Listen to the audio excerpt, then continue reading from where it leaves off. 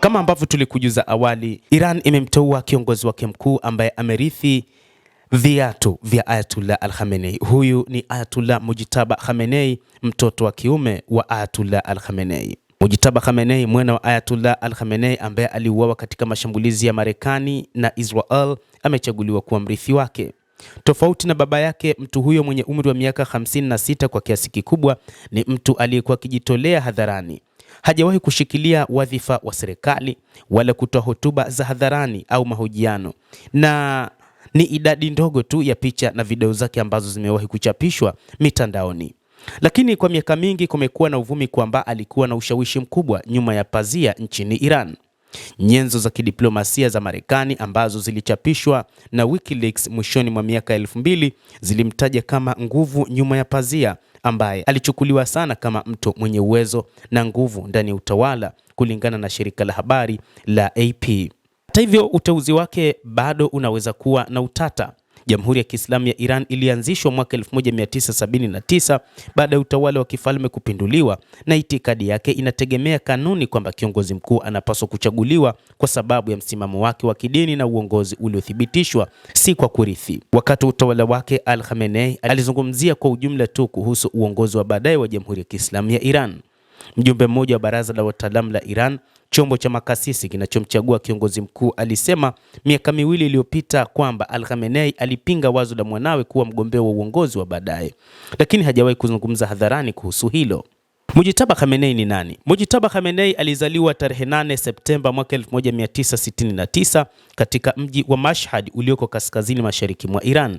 Yeye ni mtoto wa pili kati ya watoto 6 wa Ali Khamenei na alipata elimu yake ya sekondari katika shule ya Elaf huko Tehran.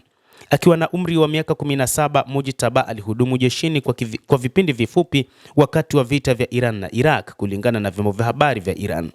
Vita hivyo vya miaka 8 vilivyojaa umwagaji damu vilifanya serikali ya Iran kuwa na mashaka makubwa zaidi dhidi ya Marekani na nchi za Magharibi ambazo zilikuwa zinaunga mkono Iraq. Mwaka 1999 Mujtaba alienda Qom, mji mtakatifu unaochukuliwa kuwa kituo muhimu cha theolojia ya Shia, ili kuendelea na masomo yake ya kidini. Inasemekana kuwa hakuvua mavazi ya kidini hadi wakati huo, na haijulikani vizuri kwa nini aliamua kujiunga na seminari akiwa na umri wa miaka 30, kwani kwa kawaida watu huanza masomo hayo wakati wakiwa wadogo zaidi.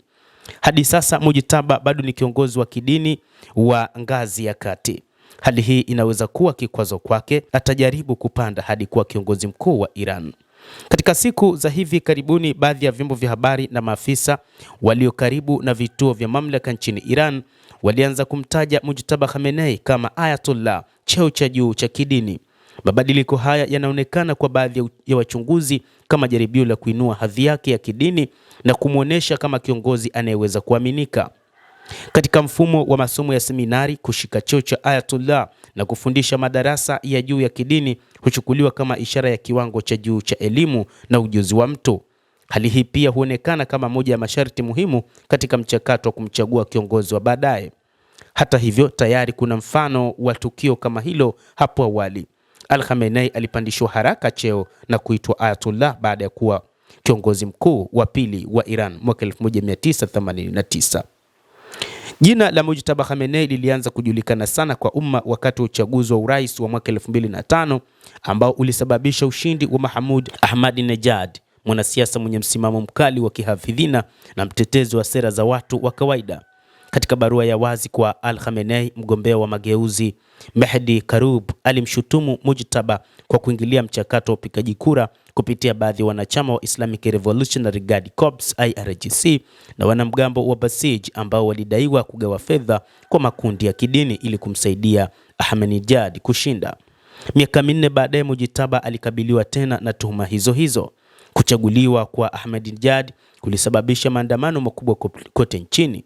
Baadhi ya waandamanaji walipaza sauti wakipinga wazo kwamba Mujtaba ataweza kumrithi baba yake kama kiongozi mkuu wa Iran. Mustafa Tajizade, ambaye wakati huo alikuwa naibu waziri wa mambo ya ndani, alielezea matokeo ya uchaguzi huo kama mapinduzi ya uchaguzi. Baadaye alifungwa gerezani kwa miaka 7, jambo ambalo alisema lilitokana na matakwa ya moja kwa moja ya Mujtaba Khamenei. Wagombea wawili wa mageuzi Mir Hussein Mousavi na Mahdi Karub waliwekwa kifungo cha nyumbani baada ya uchaguzi wa mwaka 2009, na mwezi Februari 2012 Mujitaba alikutana na Mousavi na kumshawishi aache maandamano yake, kulingana na vyanzo vya Iran vilivyonukuliwa. Sasa watu wengi wanatarajia Mujitaba ataendelea na sera kali za baba yake Al-Khamenei.